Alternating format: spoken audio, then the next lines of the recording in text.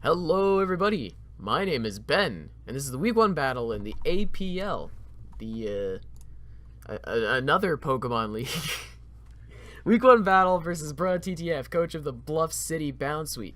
You can see his lineup here: Slurpuff, Chandelure, Mega Metacam, Azumarill, Landorus, Therian, and Totem Size Vikavolt. And on my team, we got Rachi, Haley, Mimikyu, the overrated knockoff, Tentacles, the Tentacruel, the Black Blaine, shout out to Gen 1, I make a Charizard Y, the Walking Short Circuitry, I need to short that, more like Circuitry, that's what I should call him instead of Walking Short Circuit, because that lane's too long, and Demmalfsdu, Hydreigon. So, as far as my sets, those will be, actually, I could probably pop them open now. Let's see. I am professional. Don't think two fucking ways about it. I am purely professional. APL battles versus Bruh. Haha. Here we are. Alright, so we got Haley, which is just physical defense, max HP, with Rocks, Iron Head, Wish, and U-Turn. With leftovers. Now, I have this specific amount of speed, and I don't remember why. I think it was to outspeed Lando a bit. There was some reason, and I can't remember what it was. Hold on. No, I actually can't remember. Overrated knockoff, 4 attacks, standard 3 with Woodhammer, specifically for Azumarill, in case it's not Sap Sipper for whatever reason. Life Orb, I didn't really know what I was doing with Mimikyu, aside from I knew it was great, because it shut down Metacam very well, minus Bullet Punch. Spedcrep, of course, for max speed Chandelure. Max speed Chandelure maxes out at 284 speed, so I can use that for Mimikyu's speed, as well as Hydreigons and Circuitries, but anyway. On to Tentacruel. Made him max defense, max HP. He already has a high enough special attack stat, and as it stands with Bruh's team, I guess you can see here, he doesn't really have much in the way of special attackers aside from Vikavolt that can really touch Tentacruel. Chandelure is inherently resisted with its fire attack. Shadow isn't a big deal. Ghost isn't a big deal.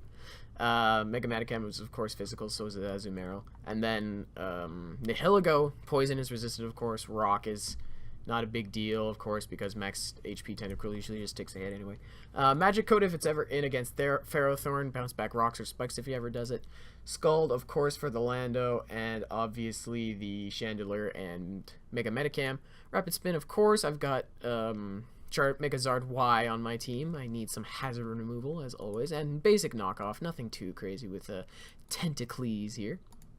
Onto the Black Blaine. Oof, my boy. I don't know whether or not I want to keep him shiny or not. I kind of like base Zard, but this is what I used. Flamethrower, Air Slash, Substitute, Solar Beam. Just max speed, max special attack, nothing crazy. Substitute I thought was a great pick. A great pickup for a move, specifically because of the Chandelure and basically how it's the only switch in on his team aside from Azumarill, and Nihilego of course, that's able to come in on Zard Y and just stop it dead.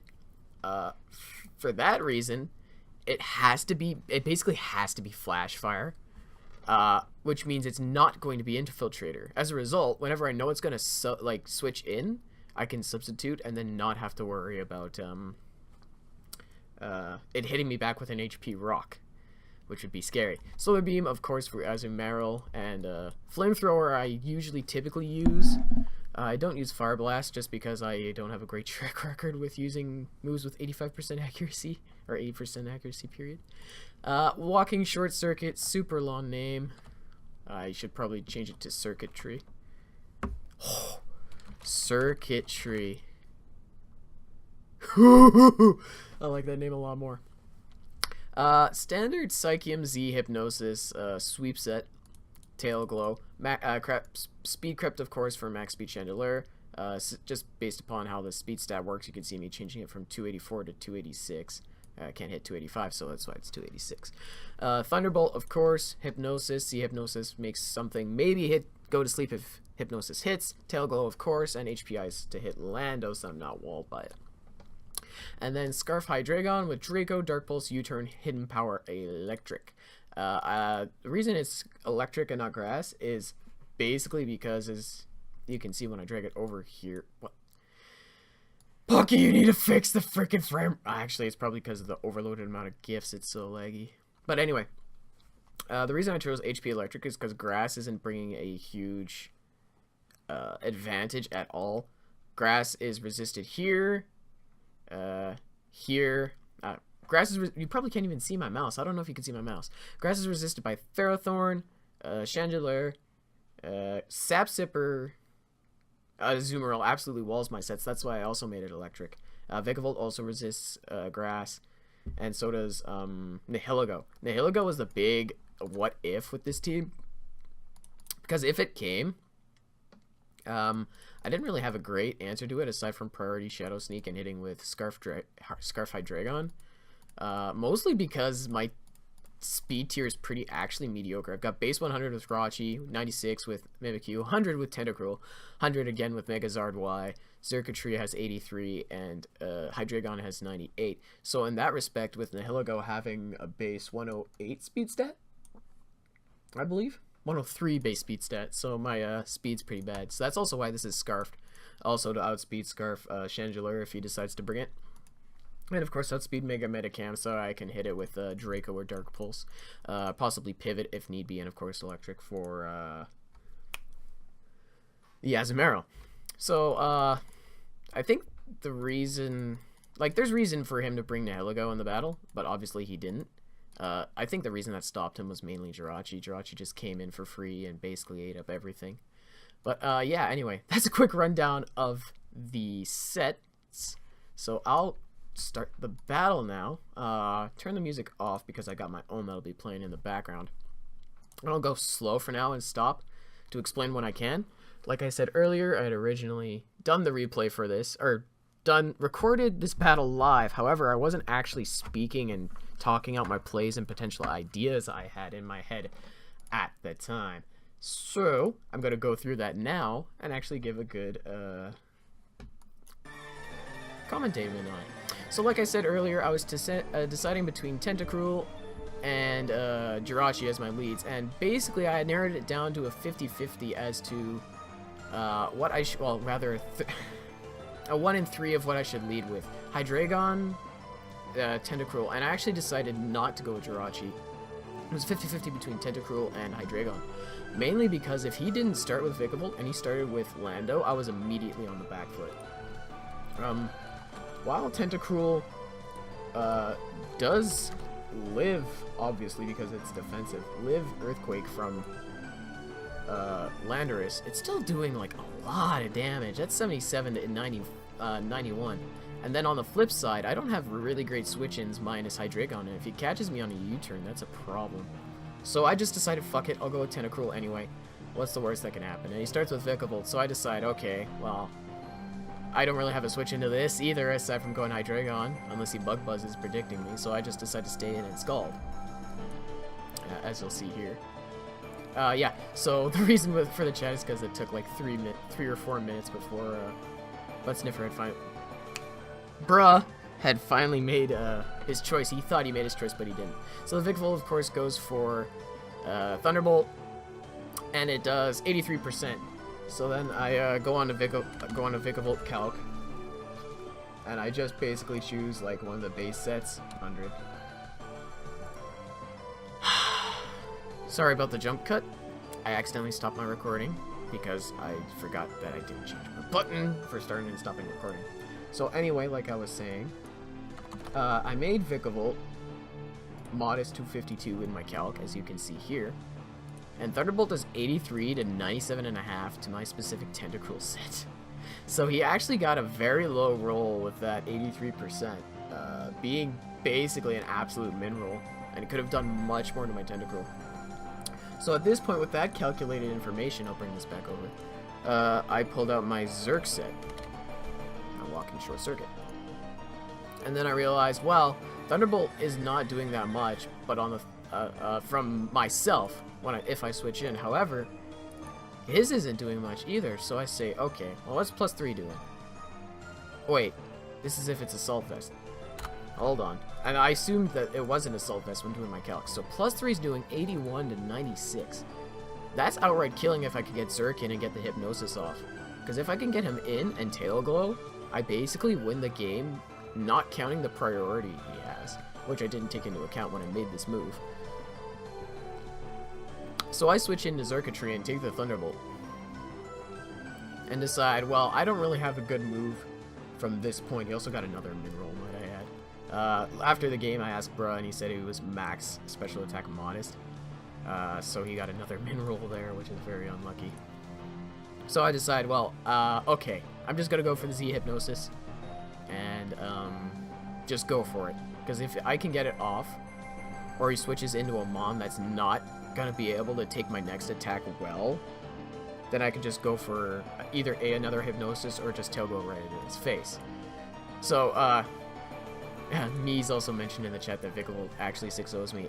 Originally, when I was practicing with Maestro, I had Mimikyu swapped out for Gliscor, specifically for an extra defogger.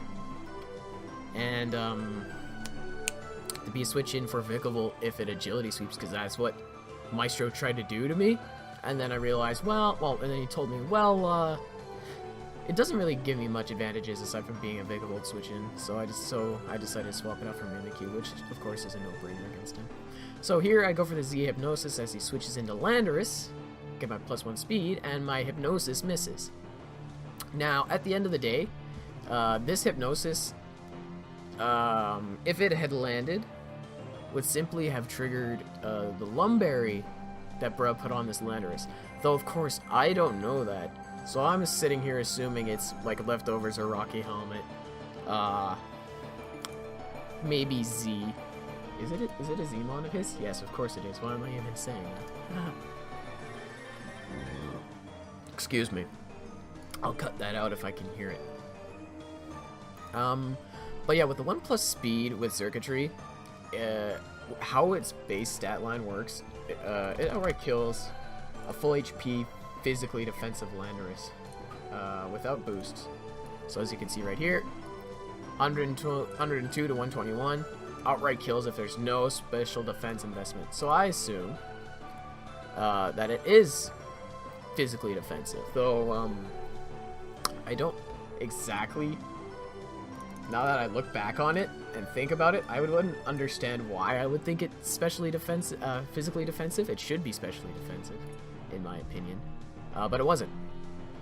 So, knowing full well that it's going to do a lot of damage if it isn't specially defensive, I just go for an HP Ice anyway. And that switch in proves to me that it's not specially defensive. So now I can take that into account for the future. So Azumarill comes in and I just HP Ice. So with Xurkitree in again, I do another calc to see how much Azumarill's going to do. And I originally calced the Belly Drum set, but I thought, well, if it's Choice Band, let's see how much it is. So at Adamant Max Attack, Choice Band, Aqua Jet's doing 50 to 59. And that's not killing. So I decide, okay, I need to go for another Hypnosis, get a Tail Glow up, and try to sweep this game, minus the priority that this Azumarill has, and minus the priority that Metacam may or may not have. Because Metacam, depending on if it's got Fake Out or not, matters a lot. Because, let me show you the calc here, because I thought of this at this point in the game already. Because if Mega Metacam has Fake Out, it's doing 30 to 60. However, if it's Bullet Punch, it's doing 15 to 18 with my spread, because I got 20 HP because of the speed creep. So that'll come into effect later. So I go for the Hypnosis here as he switches into Vikavolt on my supposed Thunderbolt that he probably thinks I would have done. And since I land the Hypnosis, very obviously I just go for Tail Glow and try to go for game here. Oh my god. Excuse me. And try to go for game. So I calced it. Thunderbolt was killing Vikavolt at the current HP set it was at. I think I already showed the calc. I'm not going to bother, I don't think. So of course get my Beast Boost. and he sends out Azumarill. So knowing full well if this is banded, I'm just going to take it no matter what unless it's a crit. So of course I go for the Thunderbolt here, nothing too crazy. He Aqua Jets 37. Not banded. So Azumarill goes down. And then he brings out the Metacam. So this goes back to my earlier thought. If he's got Fake Out, I'll put on Fake Out now because obviously he's got High Jump Kick. If he's got Fake Out, he's definitely killing. So he has to have Fake Out, right? So considering that and trying to preserve my circuitry because I have Wish Jirachi in the back to be able to pass off to Zerk and bring its health back, because it's of course able to outspeed all three of these threats and at least deal quite a lot of damage to them. So I switch into Mimikyu here expecting the Fake Out to come, which doesn't, it's Bullet Punch. So circuitry could have actually outright 6-0'd, swept by itself, if I just stayed in and took the Bullet Punch. So I, of course, had to assume it was Fake Out because why else would he bring in the Metacam aside from the fact that literally nothing else switches in and doesn't kill? He probably had to go off with a crit there, but anyway, like I assumed.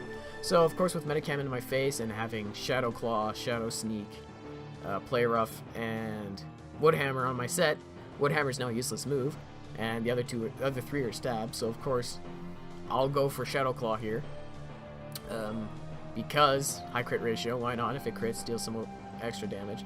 He goes into Lando here. So also another note, earlier in the game Bruh mentioned that he had a move incorrect on one of his Mons. That'll come into play a little bit later, though at the end of the battle it actually didn't matter too much. It actually, well, that's not true. It probably influenced how Bruh decided to play the match, but I don't think it particularly mattered too much.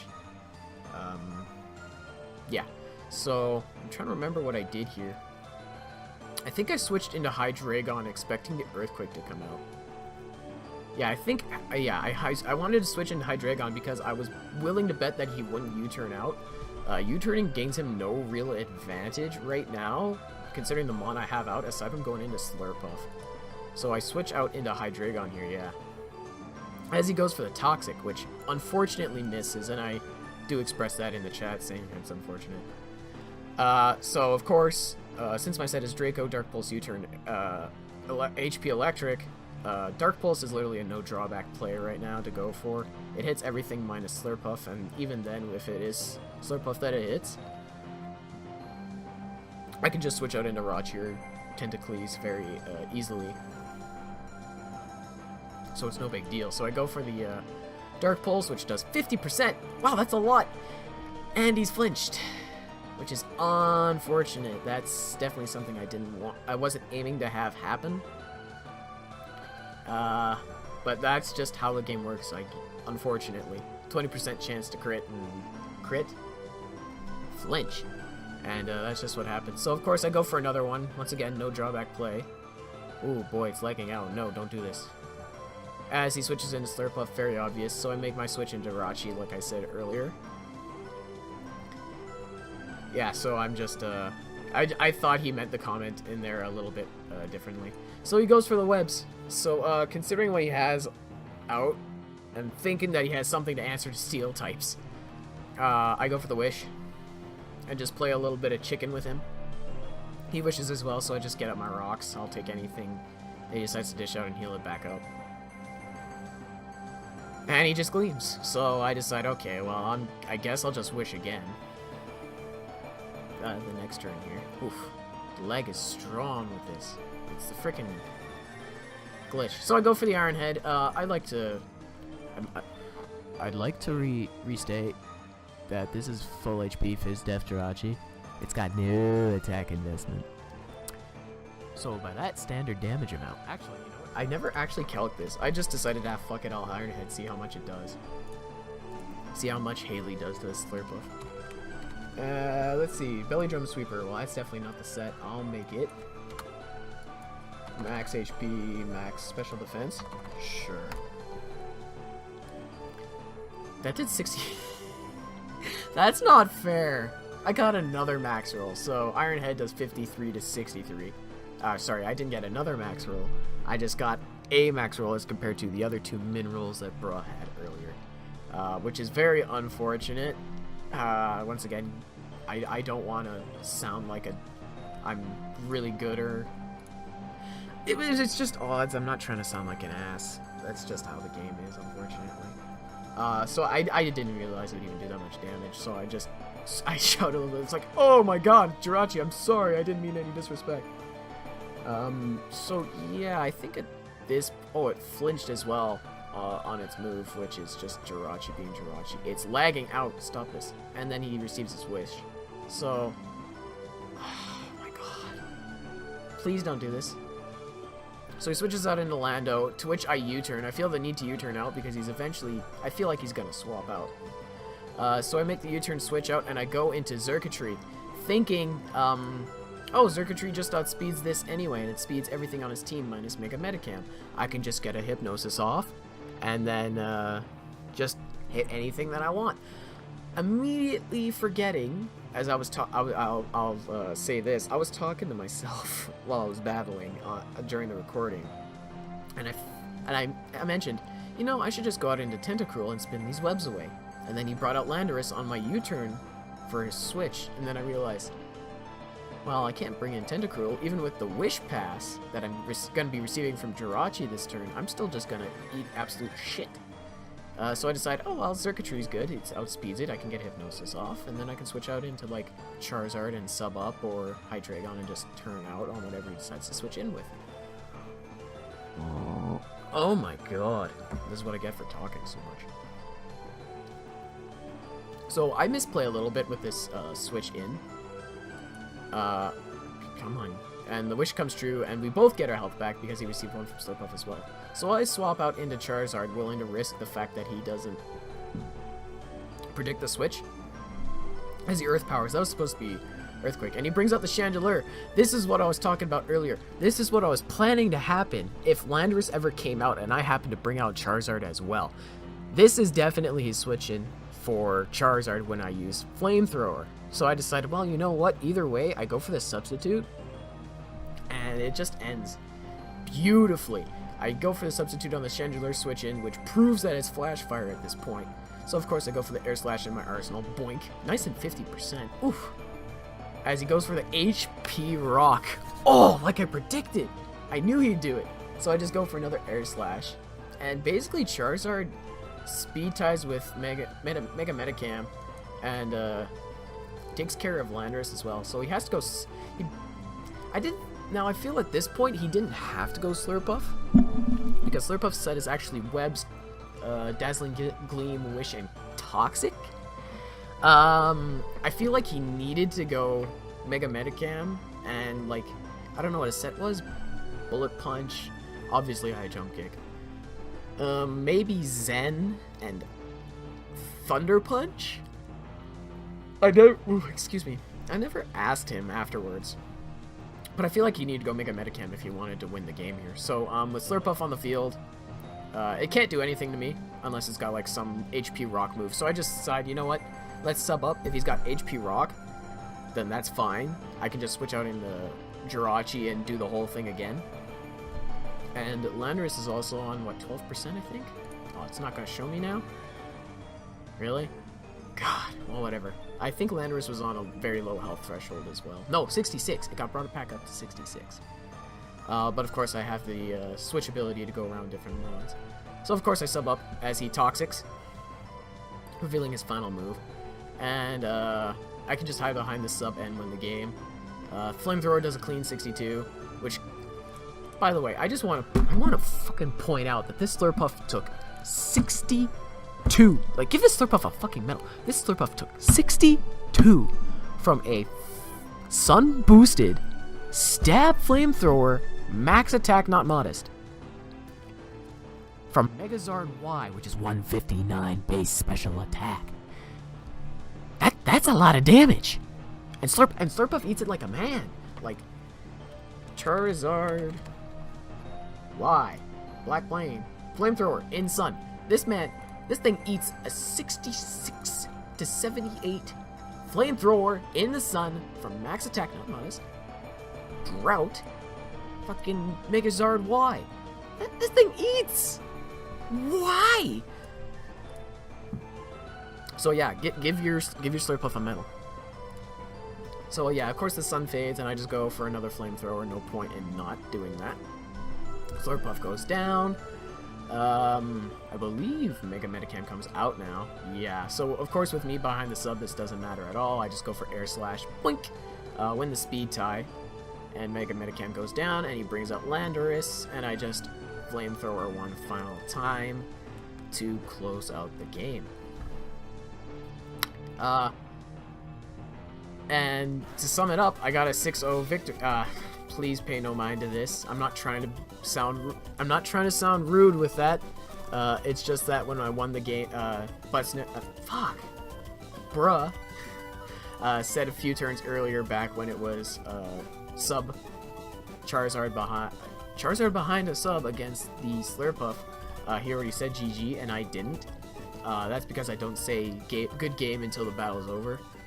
Because you never know what can happen. Even with me behind a sub, like I still don't say GG until the battle's over. So when I did win, bruh just immediately left the lobby. So that's why I said it this way. Not trying to sound like a dick or anything. But to sum up, Edmonton Aegislash, woo, get a 6-0 victory. Very nice. GG to bruh and his team. I think he'll probably do decently well in this league. There's lots of people of all different kinds of skill level. I'd like to think I'm near the top. Once again, not trying to sound like, you know, egotistical or anything, but I'd like to think that I'll probably do pretty good in this league. I think my team's great. I got lots of comments about how on when everyone drafted. English is a very difficult language. Everyone gave lots of comments when I went and drafted Mega Charizard Y. Especially since I drafted it late. Why is there only one? What about Zard? Let's try Zard. No? Well, whatever. If I remember correctly, specifically Gias was commenting, or Gias, I don't know how to pronounce your name. At me how to pronounce it.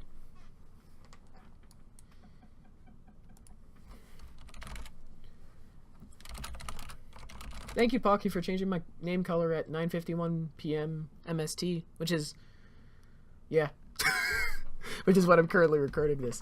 So, in summary, I think Megazard Y did great. I think I prepped really well.